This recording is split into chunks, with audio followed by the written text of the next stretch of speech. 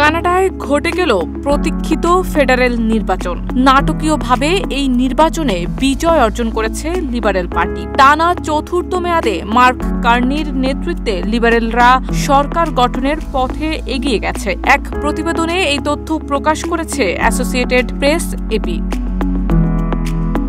এই নির্বাচনের আগে পর্যন্ত লিবারেল পার্টি বড় ধরনের পরাজয়ের শঙ্কায় ছিল। তবে যুক্তরাষ্ট্রের প্রেসিডেন্ট ডোনাল্ড ট্রাম্প ক্ষমতায় এসেই কানাডার অর্থনীতি এবং সার্বভৌমত্বের বিরুদ্ধে আক্রমণাত্মক মন্তব্য করেন। বিশেষ করে ট্রাম্পের কানাডাকে আমেরিকার ৫১তম অঙ্গরাজ্য বানানোর প্রস্তাব ভোটারদের মধ্যে ব্যাপক প্রতিক্রিয়া সৃষ্টি করে, যা কানাডিয়ানদের মধ্যে জাতীয়তাবাদী আবেগকে উস্কে দেয়। এর ফলেই নির্বাচনের গতিপথ পাল্টে যায় এবং লিবারেল পার্টি নিজেদের অবস্থান শক্ত করতে সক্ষম হয়।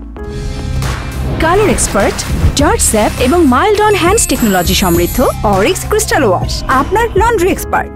নির্বাচনের আগে সাবেক প্রধানমন্ত্রী জাস্টিন ট্রুডোর জনপ্রিয়তা ব্যাপকভাবে হ্রাস পেয়েছিল। খাদ্য এবং আবাসন ব্যয় বেড়ে যাওয়ার কারণে জনসাধারণের মনে অসন্তোষ বেড়ে যায়। বিরোধী কনজারভেটিভ পার্টির নেতা পিয়েরে পলিয়েব্রে এই পরিস্থিতিকে ব্যবহার করে নির্বাচনকে ট্রুডোর নেতৃত্বের বিরুদ্ধে একটি গণভোটে পরিণত করতে চেয়েছিলেন। কিন্তু কনজারভেটিভ পার্টির সেই গুড়ে বালি দিয়ে ট্রাম্পের আক্রমণের পরে ট্রুডো পদত্যাগ করেন এবং অভিজ্ঞ অর্থনীতিবিদ ও সাবেক কেন্দ্রীয় bank governor mark Carney liberal পার্টির নেতৃত্ব গ্রহণ করেন।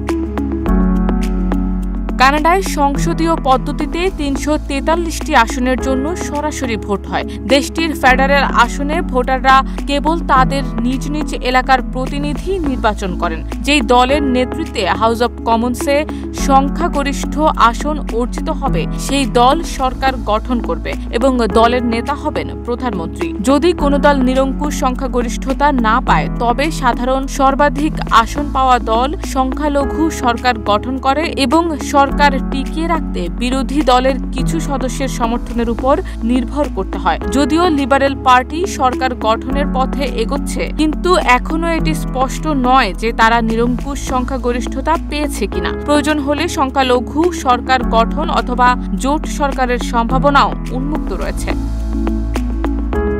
শারমিন নিশু, ঢাকা পোস্ট।